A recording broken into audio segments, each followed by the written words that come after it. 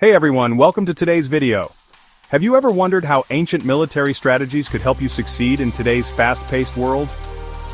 Well, today we're diving into Chapter 9 of Sun Tzu's Art of War, titled The Army on the March. This chapter is packed with timeless wisdom that's not just about warfare, it's about strategy, planning, and winning in any challenging environment.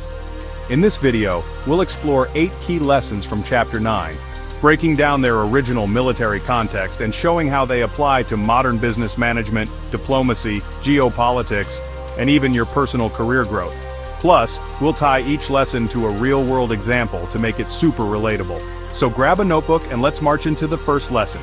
Friends, quick tip: to really absorb this video's lessons into your deep memory and turn them into action automatically, watch the video at least 3 times. Repetition is key, and with more practice you'll build the tools and strategies you need to succeed in your career, business, and development context.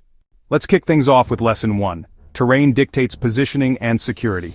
In military strategy, where you set up camp can make or break your campaign. Sun Tzu says to choose high ground, facing the sun.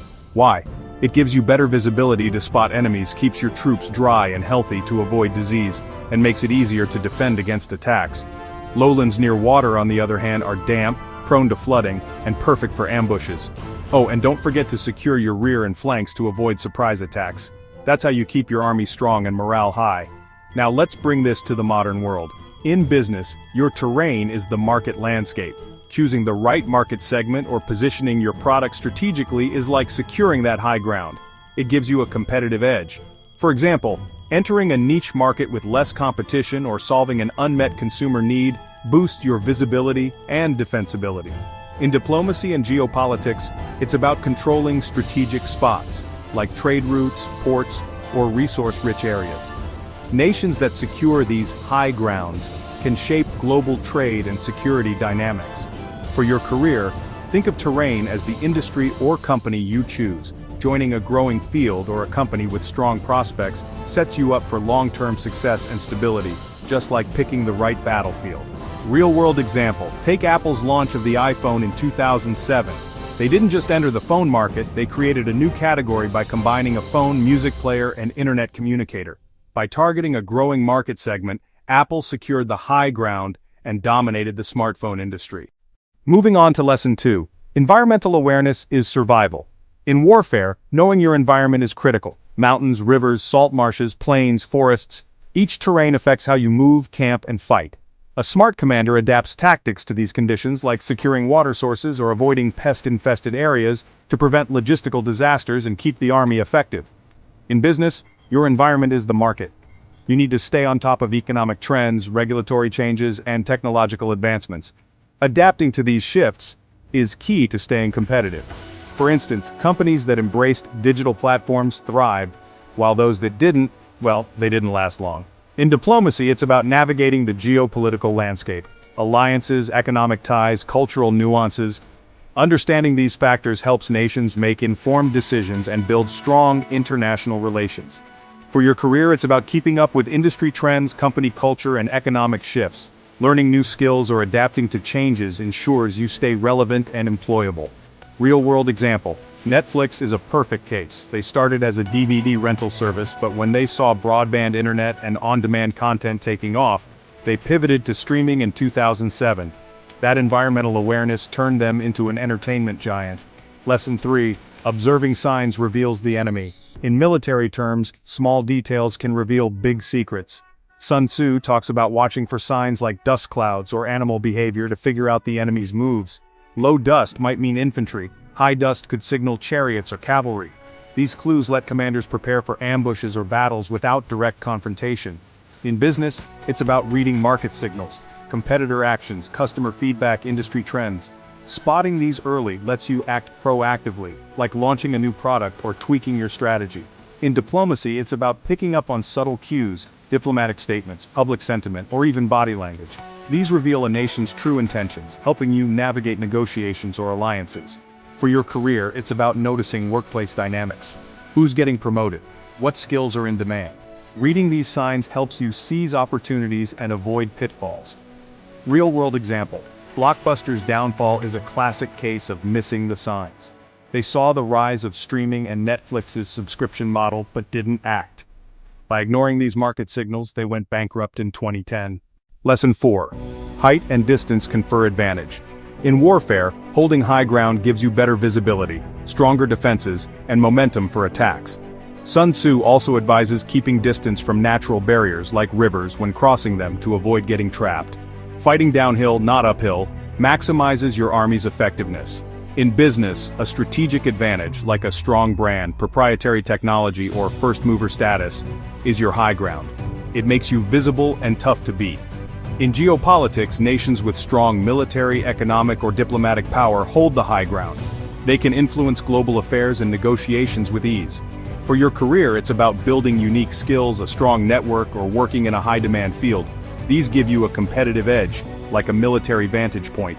Real-world example. The United States military and economic dominance is like holding high ground.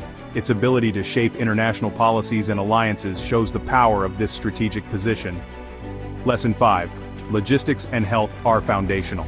In the military, an army's effectiveness depends on clean water, healthy troops, and secure supply lines. Poor logistics or unhealthy conditions can lead to defeat before the battle even starts, as they sap morale and readiness. In business, efficient resource management, think supply chains and employee well-being, is critical. A healthy workforce and streamlined operations boost competitiveness.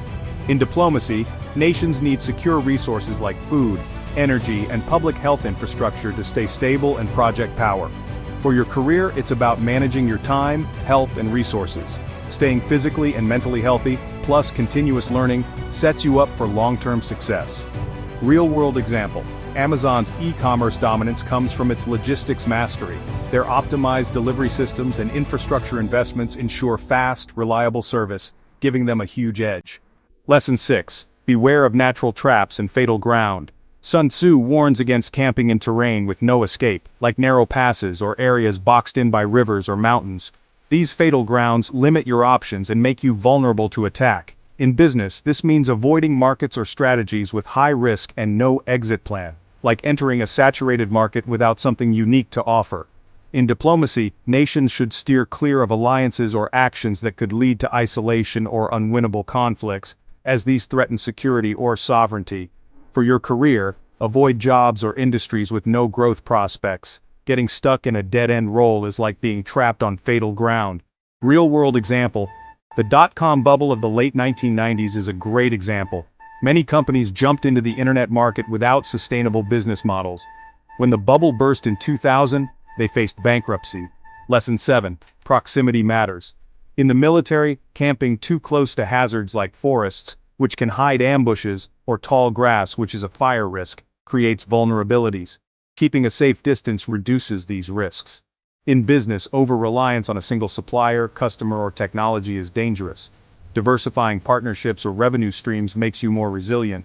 In diplomacy, depending too heavily on one country for resources or support can limit your autonomy. Diversifying alliances strengthens your position. For your career, being overly specialized in one skill or industry can trap you if that area declines. A broad skill set keeps you adaptable.